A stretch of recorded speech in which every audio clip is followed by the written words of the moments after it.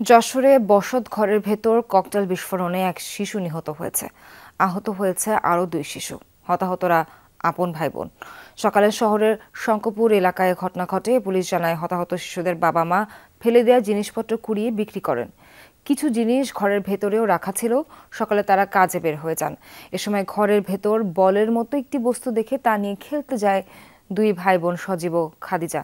এক পর্যায়ে সেটি বিস্ফোরিত হয়ে আহত হয় সজীব ও খাদিজা এবং ঘরের মধ্যে থাকা তাদের আরেক বোন আয়শা। সদর হাসপাতালে নেওয়া হলে সজীব ও খাদিজাকে উন্নত চিকিৎসার জন্য ঢাকায় পাঠান চিকিৎসক। ঢাকায় আনার পথেই মারা যায় শিশু খাদিজা। ঘটনাস্থল আলামত সংগ্রহের কাজ করছে বোম ডিসপোজাল ইউনিট। দর্শক এই বিষয়ে আরো জানাতে সেখান থেকে যুক্ত হচ্ছেন সহকর্মী জাহিদ হাসান। জাহিদ, শিশুদের বর্তমান শারীরিক অবস্থা একটু জানতে চাই আপনার কাছে, আর কোনো তথ্য আছে কি? আর একটা বিষয় জানতে চাই যে ককটেলটির বিষয়ে পুলিশ কি কিছু বলেছে কিনা? আধা ঘন্টা আগে বোম ডিসপোজালের টিম তারা তাদের কার্যক্রম শেষ করেছে। যে যে ঘরের ভিতরে বোমাটি বিস্ফোরণের ঘটনা ঘটছিল সেই ঘরটি সার্চ করেছে এবং এখানকার লোকজন এবং তার স্বজনদের দাবি যে বাসার সামনে যে খেলার মাঠ আছে সেখানে এই যে বোমাটি বা ককটেল সেটা হচ্ছে সেখান থেকে কুড়িয়ে পায়। সেখানেও বোমা ডিসপোজাল টিমটি তারা কাজ করেছে, সেখানেও কাজ করে বোমা অন্য কিছু পাওয়া যায়নি বলে আমাদেরকে সেনাবাহিনীর যে বোম ডিসপোজাল টিম তারা জানিয়েছে।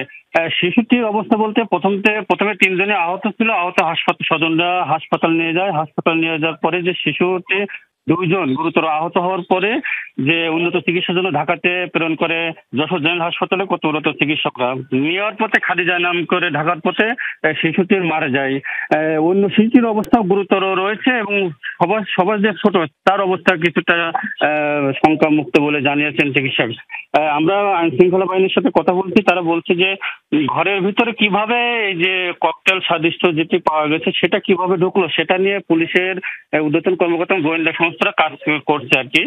আমি বলতে চাই যে যে শিশুদের মা এবং বাবা হতদরিদ্র পরিবার তারা হকার করে, রিক্সা চালক তার বাবা এবং মা মাঝে মাঝে হকারি করে বা বাদাম বিক্রেতা করে। যে প্রতিনিয়ত তাদের যে কার্যক্রমের জন্য বাচ্চাদের রেখে তারা যায়। সকালবেলায় যে এই ঘটনাটি ঘটে।